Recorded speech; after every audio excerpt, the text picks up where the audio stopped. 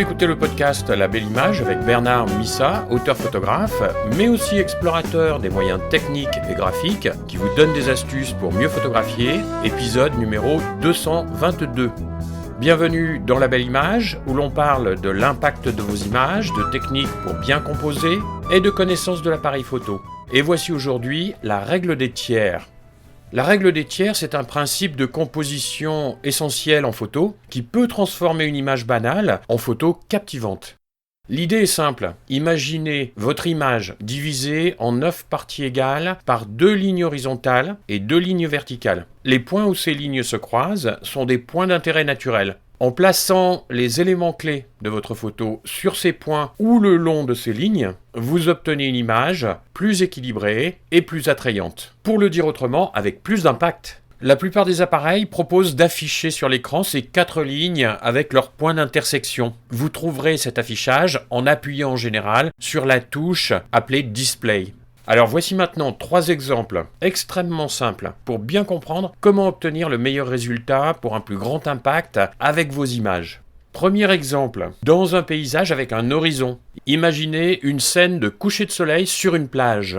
Plutôt que de placer l'horizon au milieu du cadre, vous le placez sur la ligne du tiers inférieur ou sur la ligne du tiers supérieur. Cela donnera une dynamique plus forte, soit en mettant l'accent sur le ciel spectaculaire, soit sur les détails de la plage ou de la texture de l'eau.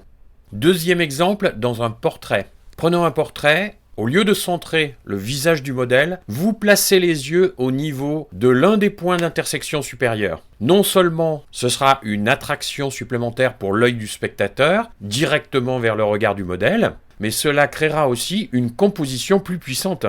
Troisième exemple, avec un sujet d'architecture, vous photographiez un bâtiment en plaçant une partie clé de la structure, comme une tour ou une fenêtre remarquable, sur l'un des points d'intersection. Cela peut mettre en valeur la symétrie ou l'asymétrie de l'architecture de manière discrète, subtile et élégante. Et maintenant, passons à la pratique. Voici 3 exercices de situations génériques que l'on retrouve en permanence. Premier exercice, le paysage naturel. L'objectif est de maîtriser l'horizon, qui représente souvent une ligne très forte, et de maîtriser également les éléments du paysage. Voici les instructions que je vous propose. Sortez photographier un paysage, par exemple une montagne, un lac ou la mer, ou tout autre paysage avec du ciel. Placez l'horizon sur la ligne du tiers inférieur ou supérieur, en essayant de placer un élément intéressant, comme par exemple un arbre solitaire ou une petite maison, sur l'un des points d'intersection. Si vous êtes dans la montagne et que le mouton isolé du troupeau refuse de poser au bon endroit, essayez de le flatter en lui disant que c'est pour la gloire. Ou, autre suggestion, déplacez votre cadre. Deuxième exercice, le portrait en extérieur. Alors ici, l'objectif est de capturer un portrait en utilisant les points d'intersection, bien sûr. Je vous propose de photographier une personne en extérieur. Vous placez les yeux sur l'un des points d'intersection supérieurs ou respectivement un œil sur chaque point, suivant la taille de la surface du visage par rapport au cadre. Et comme vous l'avez compris, c'est ce qui va donner un accent supplémentaire au regard. Choisissez un arrière-plan pas trop chargé de formes, de lignes ou de couleurs trop fortes, mais suffisamment intéressant pour compléter la scène.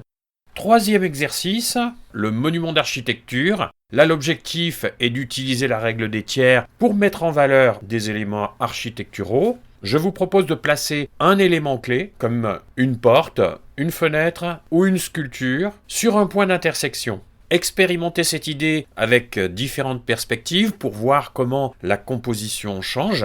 Et si vous vous faites interpeller par un gardien ou un propriétaire, dites-lui que vous participez à une mission secrète pour capturer la beauté cachée des bâtiments. Il sera peut-être sensible à l'humour.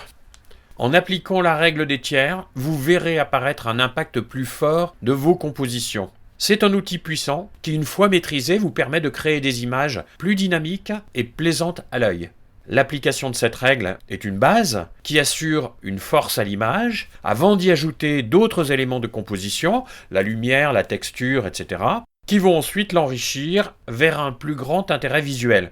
Lorsque vous pratiquez habilement cette base de composition, il est alors souvent utile aussi de s'en affranchir et de proposer délibérément de rompre avec une certaine audace cette sécurité équilibrée pour faire dominer d'autres éléments de composition et permettre à celui-ci de créer la surprise, tout en prenant soin bien sûr de ne pas banaliser l'image jusqu'au point où vous perdrez l'intérêt et la curiosité que vous cherchez toujours à susciter chez le spectateur.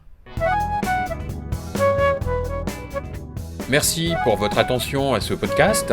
La Belle Image est publiée chaque lundi et vous retrouverez toutes les informations concernant les ateliers et les cours particuliers sur le site l'écoledephoto.fr. Si vous appréciez ces podcasts, je vous recommande de venir essayer mon atelier en ligne qui vous montrera le chemin pour faire de votre appareil photo un outil de création.